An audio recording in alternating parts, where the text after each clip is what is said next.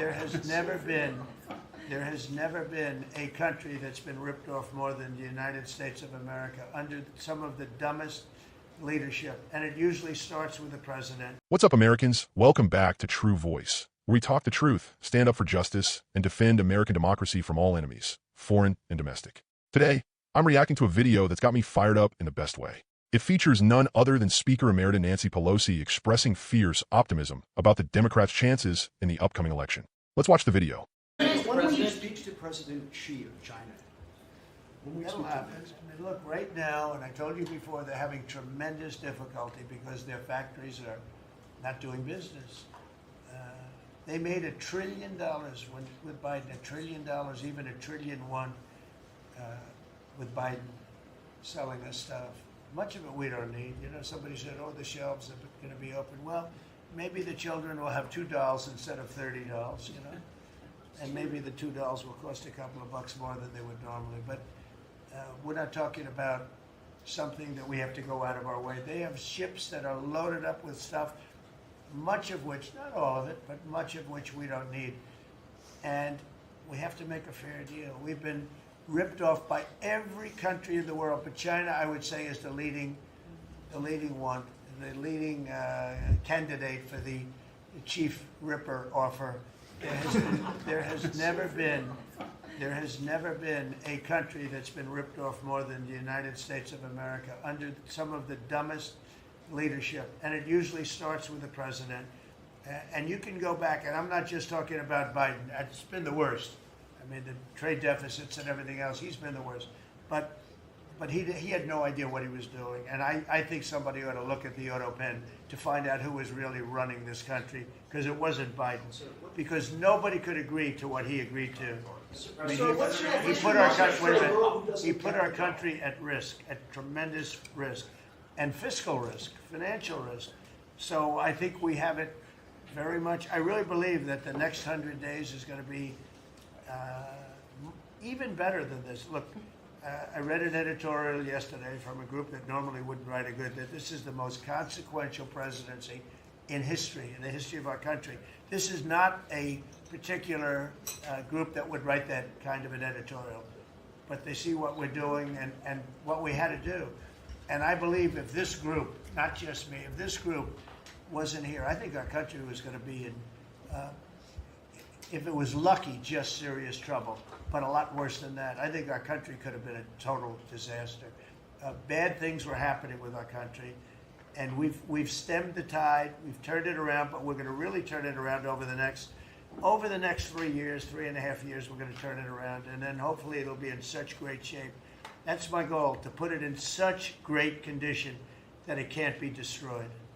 Now, if you're like me, a progressive, a believer in equality, justice, and the promise of the Constitution for everyone, then you're going to want to hear what she had to say. But more importantly, we're going to break it down and talk about why this matters right now.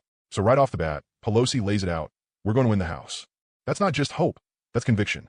And let me tell you, hearing that from someone who's been in the trenches, who's led the House through some of the most tumultuous political times in recent memory, that matters. That kind of confidence is rooted in data, in groundwork, in momentum. And as a progressive patriot, I see this as a rallying cry, not just for Democrats, but for everyone who believes in actual liberty and justice for all. She recounts the battle from INDA to the Equality Act, from don't ask, don't tell to marriage equality, and I gotta say it's powerful to hear her lay it all out. This isn't just political theater, it's history. It's progress that was hard-earned. And here's what she gets absolutely right. This progress didn't happen in a vacuum.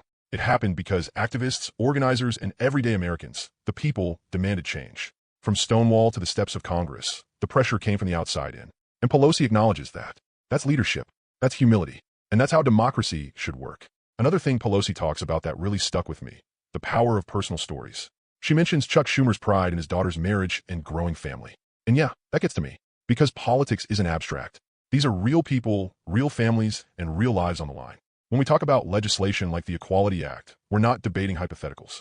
We're talking about whether or not someone's kid gets to live openly and safely, whether they can marry who they love, whether they have a right to work, to serve, to thrive in this country without fear. That's not radical. That's American. Now, let's not forget, Pelosi also talked about the resistance these bills faced, especially the Equality Act and how it intersected with existing civil rights protections. And listen, this is something we progressives need to be mindful of. change must come with care, respect, and coalition building. She tells the story of the late, great John Lewis standing with the LGBTQ plus community and telling the Black Caucus that the time is now. That gives me chills. That's the kind of allyship and intersectional leadership we need. As left-wing patriots, we believe in a broad, inclusive tent. We know our liberation is interconnected, whether it's racial justice, gender equality, or LGBTQ plus rights. None of us are free until all of us are free.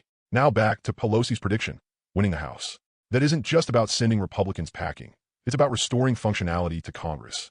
Because let's be honest, what have the MAGA Republicans done with their majority? Performative hearings, culture wars, attacks on trans kids, book bans, and trying to overturn elections.